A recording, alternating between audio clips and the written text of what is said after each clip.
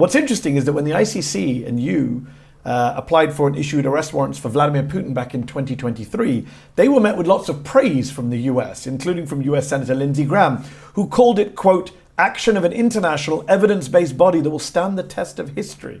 So Mehdi Hasan just exposed the breathtaking hypocrisy at the heart of American foreign policy. How the same senators who praised Putin's arrest warrant literally threatened the ICC prosecutor for pursuing Netanyahu. We're about to see how Western powers manipulate international justice when their allies are accused. Yet just a year later, when the media began reporting that you were also preparing applications for arrest warrants against Israel, Graham complained to you on a conference call.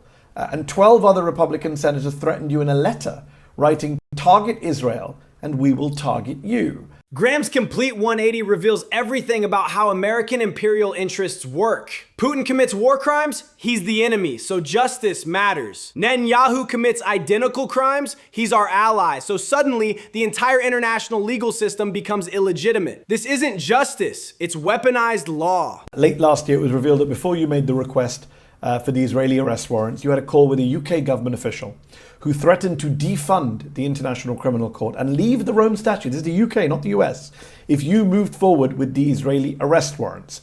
What did that moment say to you? You're a Brit. What did that moment say to you about the UK government's commitment to international law, to the Rome Statute, to how the UK and other Western countries see your court? Remember, Britain helped create the Rome Statute and international criminal law after World War II. Now they're threatening to destroy their own creation to protect Israeli war criminals. This is exactly how imperial powers operate. Build institutions when convenient, demolish them when inconvenient. So David Cameron calls you and says, we're going to defund the International Criminal Court if you go ahead with arrest warrants against Netanyahu and Gallant.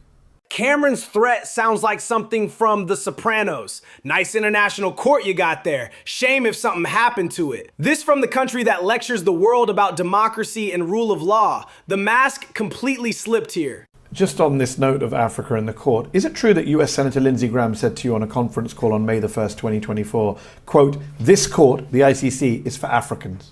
Graham's court is for Africans comment exposes the racist colonial mindset perfectly. International law exists to discipline the global south, not white Western allies. It's the same logic that created Nuremberg for Germans but gives Americans and Israelis immunity. Almost 2 years ago, you quite controversially submitted these applications for arrest warrants against not only 3 leaders of Hamas, but also for Israeli Prime Minister Benjamin Netanyahu and then Israeli Defense Minister Yoav Gallant. You specifically accused them of willful killing, intentionally targeting civilians, extermination, using starvation as a method of warfare, as well as several other war crimes and crimes against humanity.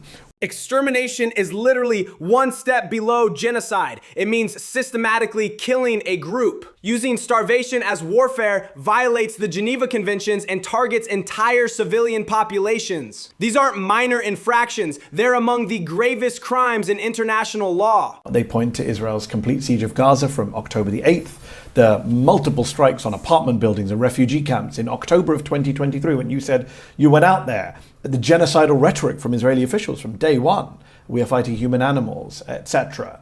At what point did you look at Israel's actions in Gaza and decide, yes, in my view, they are committing specific war crimes beyond a reasonable doubt with a realistic prospect of conviction? The evidence was overwhelming from day one. Complete siege, targeting civilians, officials calling Palestinians animals. Dehumanizing language is classic genocidal intent. The ICC moved faster on Ukraine than Gaza, despite identical evidence levels, proving political pressure shapes these decisions. Why did it take, they say, why did it take you 6 months of an active genocide before you asked for arrest warrants? Compare this to Ukraine. The ICC issued Putin warrants within months. For Gaza, despite documented mass killings, forced starvation, and explicit genocidal rhetoric from Israeli officials, it took 6 months. The double standard couldn't be more obvious. And when you submitted your application for arrest warrants in May of 2024, there was no mention of war crimes in the West Bank, even though 500 Palestinians, we checked, had been killed in the occupied West Bank since October 7th at that point, by May 2024. 500 Palestinians killed in the West Bank, completely separate from Gaza's war, yet ignored entirely. This shows the ICC was already bowing to political pressure, artificially limiting scope to avoid further Western backlash. but not genocide, despite your own predecessor, former ICC Chief Prosecutor Luis Moreno Ocampo, having already said at that point that the siege of Gaza itself is a form of genocide, and Article 5 of the ICC's Rome Statute saying you do have the jurisdiction to prosecute the crime of genocide. So why did you give Netanyahu a pass on what pretty much every expert now says is a genocide in Gaza? Every credible genocide scholar calls Gaza a textbook case, yet the ICC avoided the G word entirely. Legally, genocide requires intent to destroy a group, exactly what Israeli officials openly declared. Only political cowardice explains this omission. Yoav Gallant, who was defense minister at the time, accused you at the time of drawing a, quote, despicable parallel between Israel and Hamas, saying that the request for him and Netanyahu's arrest was an attempt to deny Israel's right to self-defense, a phrase I'm sure you've heard many times. What do you say to that argument from the Israelis? Self-defense doesn't permit war crimes. Period. You can't claim self-defense for targeting hospitals, starving civilians, or killing children. That's like saying a murder victim deserved it because the killer felt threatened. International law explicitly prohibits this. Are you worried that the kiss of death, not just for the UK, but for the ICC, will come from European countries, not just the UK, France, Poland, other countries said, yeah, we'll still have Netanyahu. He can come to our country. We won't arrest him. We'll make an exception for him. That exception for the Israeli Prime Minister could destroy the credibility of your court. Europe immediately said they'd arrest Putin but refused to arrest Netanyahu for identical crimes. This selective enforcement completely destroys the ICC's credibility and proves international law only applies to enemies of the West, not allies. Do you know of any other person indicted by the ICC who got a get out of jail free card or a kind of a pass to visit countries that are ICC members?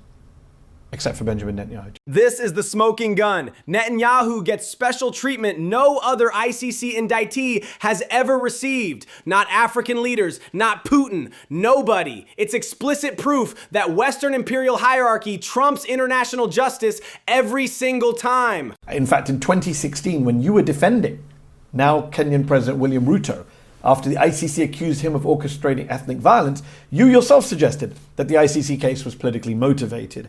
And I should add, before the arrest warrants against Israel and Hamas, over 80% of the individuals indicted by the ICC had been African leaders. So a clear anti-Africa bias, it seems, from the ICC. 80% African indictees isn't coincidence. It's neo-colonial control. The ICC exists to discipline Africa while giving Western allies complete immunity. Even Khan recognized this bias when defending African leaders, but now he's part of the system. A lot of people watching this around the world will roll their eyes and say, it's great that he's done these warrants, but what is the point of these warrants? The court has warrants out for Russia's President Putin and Israeli Prime Minister Netanyahu. Russia is still reportedly holding those Ukrainian children. The war there is not over. Israel is on track to take over Gaza, ethnically cleanse Gaza and the West Bank, annex the West Bank. What do these warrants do to stop any of that? What do they have aside from symbolic value? The harsh reality is these warrants are largely symbolic theater for powerful states. Russia continues stealing Ukrainian children. Israel continues ethnically cleansing Gaza. International law becomes meaningless when enforcement depends on the criminal's permission. Russia has put you on a wanted list because you went after Putin. President Trump has sanctioned you and your family because you went after Netanyahu. The former head of the Mossad went out of his way to threaten your predecessor and her family for investigating Israeli war crimes. What is it like to have three of the most ruthless leaders in the world with the deadliest of intelligence agencies at their command, so set on intimidating you, threatening you, trying to silence you? Think about this alliance. Trump, Netanyahu, and Putin all targeting the same prosecutor. America, Israel, and Russia coordinate against international justice while pretending to be enemies. This reveals how global power really works behind the diplomatic theater. On this day, this afternoon, we're sitting here in London, hand on heart, you believe that you will see Benjamin Netanyahu and Vladimir Putin at The Hague at some point in your lifetime. That's the ultimate question about international justice in our imperial world order. Until Western powers face consequences for protecting war criminals, the ICC remains a court for the powerless by the powerful.